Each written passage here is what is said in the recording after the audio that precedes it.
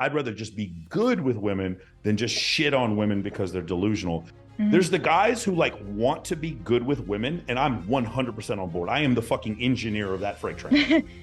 Okay. And then there's the guys who are like, well, maybe I kind of want to be good with women, but it's really fun to shit on women, to hold them accountable. And there's a little bit, holding everyone accountable is important. Men are held accountable all the time. Women often are not held accountable. And so doing that is also helpful. I can understand that. But when you get to the point where like your dick gets hard because like, yeah, tell those girls, show them, show, like at some point it's like, but okay, you showed the girls, you taught them a lesson. They're delusional hoes. Did you go to the gym today though?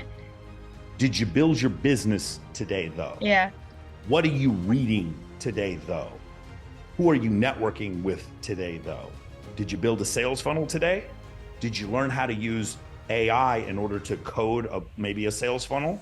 Did you read any books on entrepreneurship? Have you finished all of Russell Brunson's books? Have you finished Alex Hormozi's books? Have you done that? Are you watching Cole Gordon's sales course? What are you doing to improve yourself? I get it. Delusional hoes. Get it. I get it. What did you do to win today? Do we have the physique that we wanted? No, you don't have those things. So I'm way more heavily leaning towards, I'd rather just be good with women than just shit on women because they're delusional. And to be fair, Heather, that's the reason why I have 50,000 subs and other people have millions of subs, is because this shitting on women thing is so viral on YouTube. Yeah. And it does really well. And by the way, I go on the shows where they do that stuff and I'm like, yeah, but then here, while you're doing that, I get that, guys, let me bring in the science. Shh. Everyone's falling asleep. Let's bring in the science for why this evolutionary mismatch happens. And it has to do with things like Dunbar's number. Humans are supposed to be around about 150 people in a tribe, but like I see more than 150 people every time I scroll through my Instagram. So that's why, Dunbar's number gets screwed up, and then we all want this, same things. I'll just tell you, like my girlfriend is so disproportionately attractive compared to like what I would have been dating had I just stayed in Dallas. And is social media partially to blame? I think it is. It partially is. Like she's so outrageously attractive that like I just think of like any other lifestyle, I probably would have never met her. And why did that happen? Well, instead of me looking at all these pictures of attractive women on social media, I was like, why don't I go to the gym?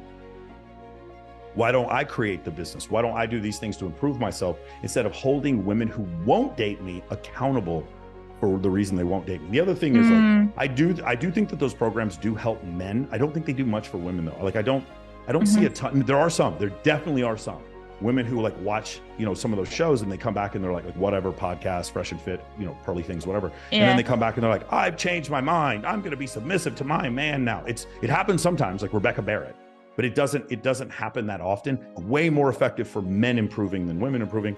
And so that's a different thing. So I don't disagree with them. I just choose a different path. It's just like a cardiologist, and an ear, nose, and throat doctor, they both agree biology is true. They just choose to fix the world in different ways. And that's the way I look at it.